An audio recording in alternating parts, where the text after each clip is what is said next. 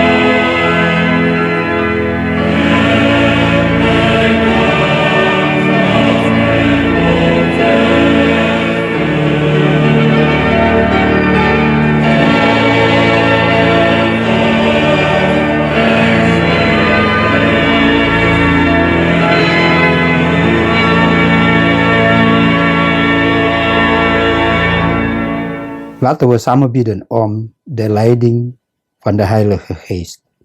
Laten we bidden. Heer onze God, zoals een hert verlangt onze ziel naar U. Wij willen dicht bij U te zijn. Heel dichtbij. Om Uw woord te luisteren. Sta ons allen bij met Uw Heilige Geest. Geef dat we Uw woord begrijpen en goed bewaren in ons dagelijks leven. Om Jezus wil. Amen. Geliefde broeders en zusters, neem en open uw Bijbel. En onze schriftlezing in deze eerdienst wordt genomen uit Psalm 15 vers 1 tot en met vers 5. En ik zal voor u allen lezen. Heer, wie mag gast zijn in uw tent? Wie mag wonen op uw heilige berg? Wie de volmaakte weg gaat en doet wat goed is? Wie oprecht de waarheid spreekt? Hij doet aan lasterpraat niet mee. Hij benadeelt een ander niet en drijft niet de spot met zijn naaste. Hij veracht wie geen achting waard is, maar eert wie ontzag heeft voor de Heer. Zijn eed breekt hij niet, al brengt het hem nadeel. Voor een lening vraagt hij geen rente. Hij verraadt geen onschuldigen voor geld. Wie zo doet, komt nooit ten val. Amen. Tot zover onze schriftlezing. Lieve mensen, goedemorgen allemaal. Vanochtend ga ik vertellen over het verlangen naar Gods huis. Na bijna 4 maanden in de pandemietoestand, uiteindelijk kunnen de gebedshuizen, inclusief de kerken, hun activiteiten weer uitvoeren. Maar het belangrijkste hiervan is dat de eredienst in een kerk kan worden gehouden. De gebedshuizen zoals moskeeën, tempels en natuurlijk ook kerken zijn echter vereist om strikte gezondheidsprotocollen te implementeren. Als de bepalingen met betrekking tot het gezondheidsprotocol worden genegeerd, kunnen deze activiteiten worden stopgezet. Het bedoelde protocol, gemeente van onze Heer Jezus Christus, bijvoorbeeld afstand houden, monddoekjes enzovoort, zijn procedures gereguleerd door de overheid. We zijn verplicht te gehoorzamen. Geliefde broeders en zusters, nu zijn de kerken wijd open. Kom naar de kerk. Kom naar het huis van de Heer. Terwijl je alle verordeningen gehoorzaamt.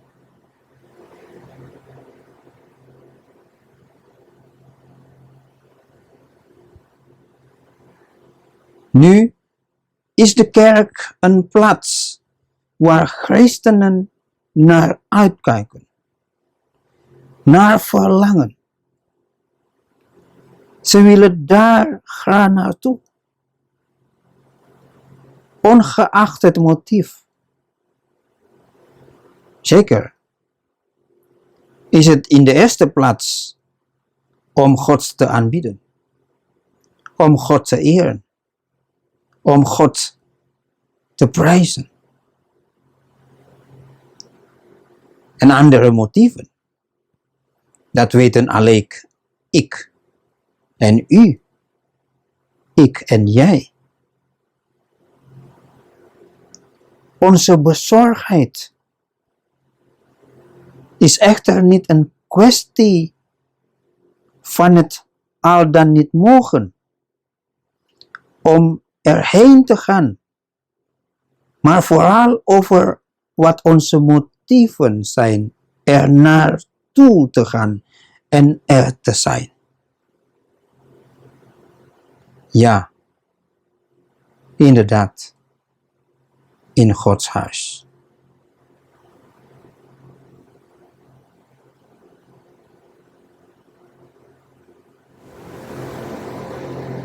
Luister naar de vraag van de psalmist. Heer, wie kan in uw tent verblijven? Wie mag op uw heilige berg wonen? Verblijven en wonen zijn sterke motiveringen. Zoals het verlangen naar God. De tent en de heilige berg zijn de plaatsen die zo begeerd zijn door Gods volk in het Oude Testament.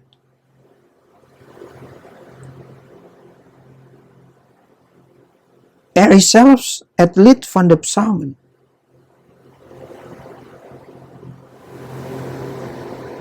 Er is zelfs het lied van de psalmen.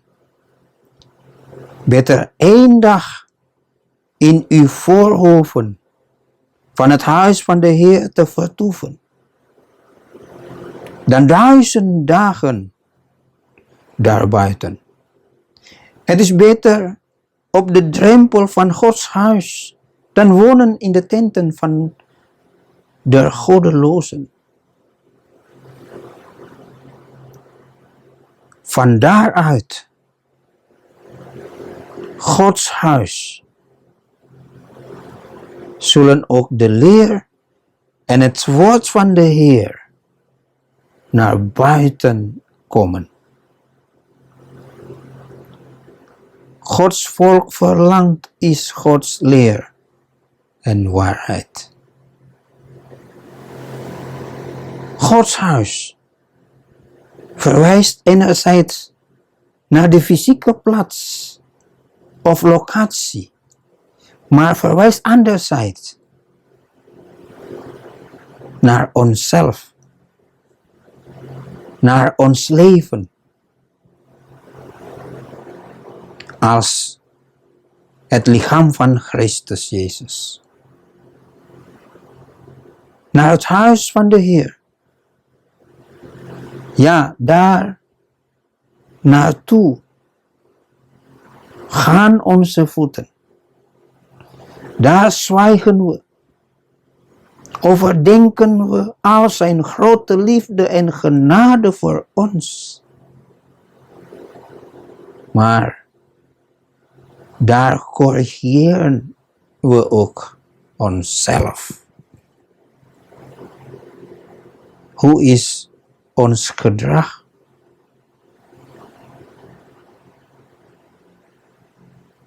In het huis van de Heer te zijn is een eer. Omdat we daar kunnen blijven en wonen. De deur van liefde en genade staat altijd wijd open voor iedereen die tot hen komt.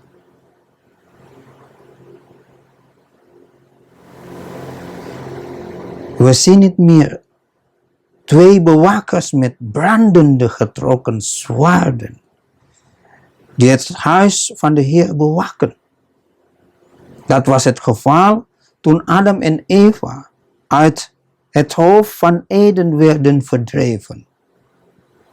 Ze werden inderdaad uit de tuin verdreven vanwege hun ernstige zonde en ongehoorzaamheid. Maar ze ontvingen Gods genade. Hetzelfde is ons ook overkomen. We zijn mensen die Gods toorn, zijn straf verdienen. De toegang of pad naar God was gesloten. Echter, gemeente van onze Heer Jezus Christus. De Heer Jezus heeft ons leven vrijgekocht. Hij bedekte onze schaamte vanwege de zonde met zijn kostbare bloed. Hij opende de weg naar de Vader, naar Gods huis. In het huis van God te mogen zijn als mensen die de liefde en genade van God ontvangen. Geliefde broeders en zusters, het gezondheidsprotocol van ons geloof zijn ten eerste smetteloos te zijn. Dat wil zeggen wandelen in eerlijkheid en oprechtheid. Ten tweede, beoefen, actualiseer de waarheid. En ten derde, spreek over geloof, loyaliteit en vertrouwen. Ga naar en verblijven in het huis van de Heer. Niet in de zin van slechtheid en goddeloosheid. Dit zijn allemaal belangrijkste regels die ons kunnen leiden naar en wonen in het huis van de Heer.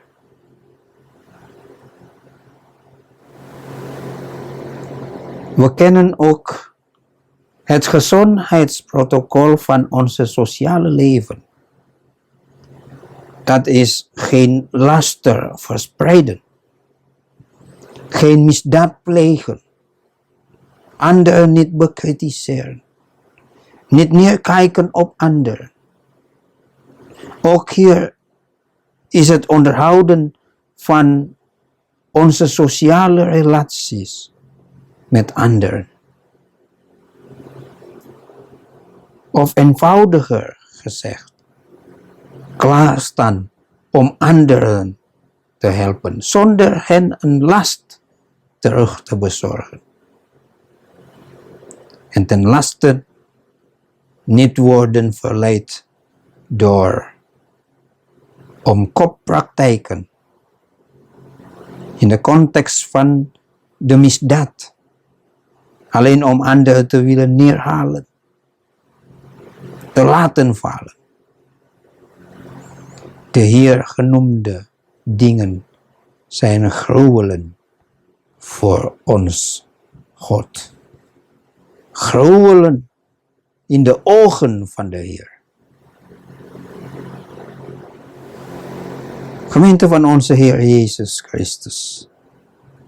Nog 2 andere protocols om naar het huis van de Heer te gaan en er te blijven.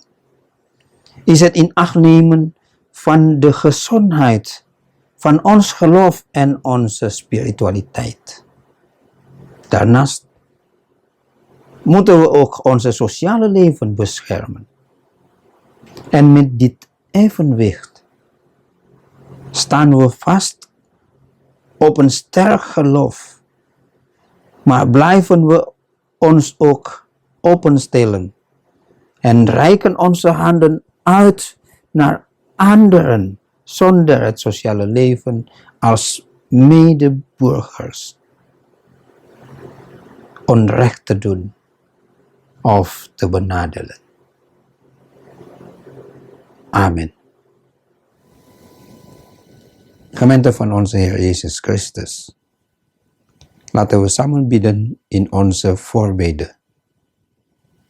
En aan het eind van deze voorbeden sluiten we af met onze Vader.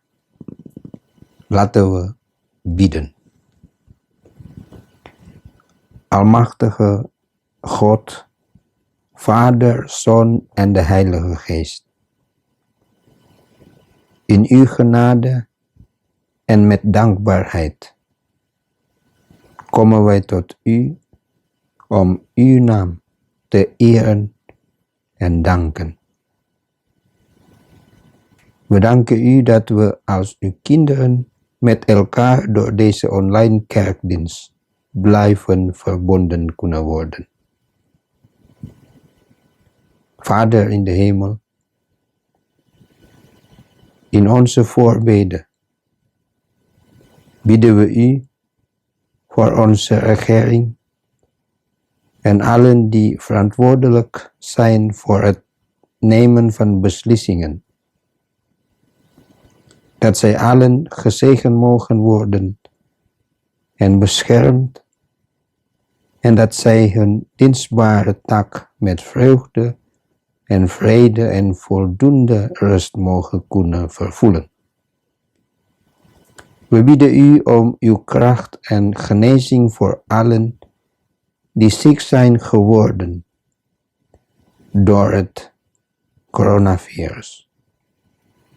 Door uw genade laat deze pandemie mag worden teruggedrongen en tot een spoedig einde zal komen. We bidden ook voor mensen die in de situatie draaiend houden en daar vaak extra risico's voor moeten nemen. In het ziekenhuis, werken als een supermarkt of winkelspersoneel, politie en vele anderen die bezig zijn met hun taak, met hun werk. Wilt u hen bijstaan, Heer? En wilt u hen beschermen en bewaren? Hemelse Vader, tot u bidden we ook voor mensen die gebrek hebben aan voedsel of levensbehoeften. Laat u hen elke dag begoeden. We bidden ook voor de kerk in alle landen. We bidden voor uw dienaren, voor uw dienaars, ouderlingen. Wilt u hen zegen in hun bediening,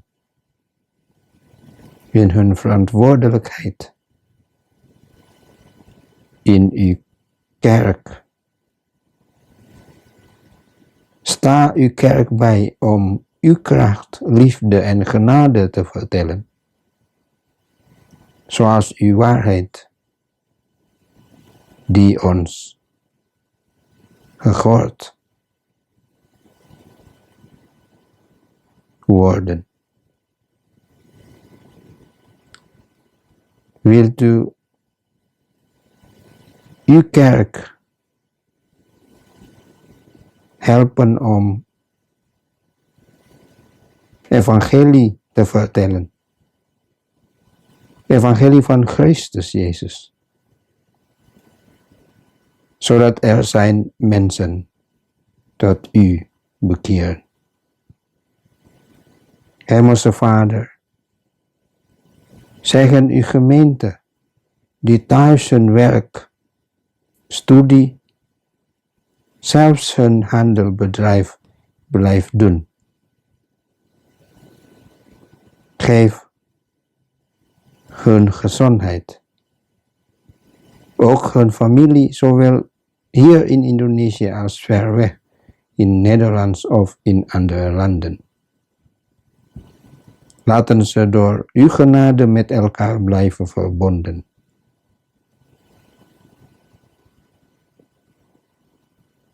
Dank u wel, Heer. Hoor ons gebed Om Kristus Yesus onze heiland, dat het gebed onze Vader ons geleerd heeft. Onze Vader, die in de hemelen zijt, uw naam worde geheiligd, uw koninkrijk komen, uw wil geschieden op aarde zoals in de hemel. Geef ons heden ons dagelijks brood en vergeef ons onze schulden, gelijk ook we aan anderen vergeven. En leid ons niet in verzoeking, maar verlos ons van de boze. Want van u is het koninkrijk, en de kracht en de heerlijkheid, tot in eeuwigheid. Amen.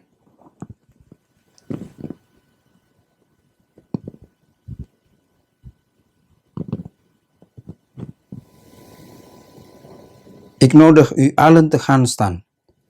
Gemeente van onze Heer Jezus Christus, laten we samen onze geloofbelijdenis uitspreken als volgt. Ik geloof in Gods almachtige Vader, schepper van hemel en aarde. En in Jezus Christus zijn enige geboren Zoon onze Heer, die ontvangen is van de Heilige Geest, geboren uit de maagd Maria,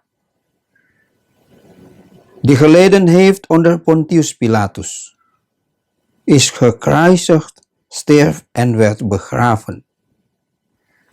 Hij daalde neer in het rijk van de dood.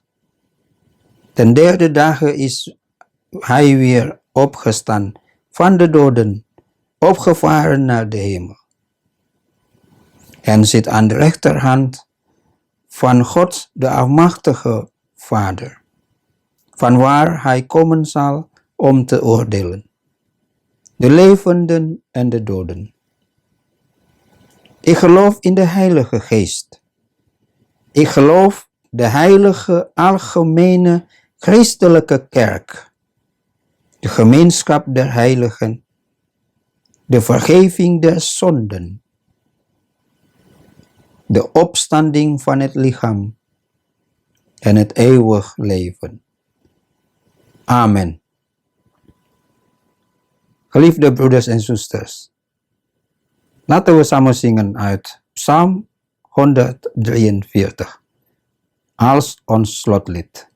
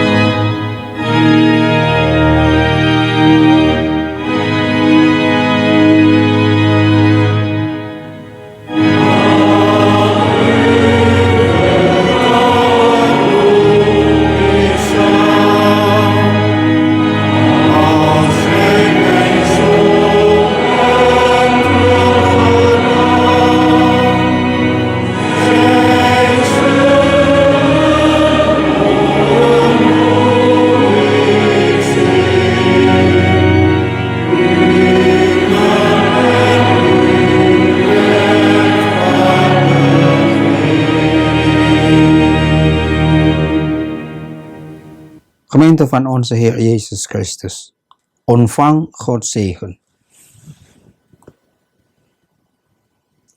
Moge de Heer u zegenen en u beschermen.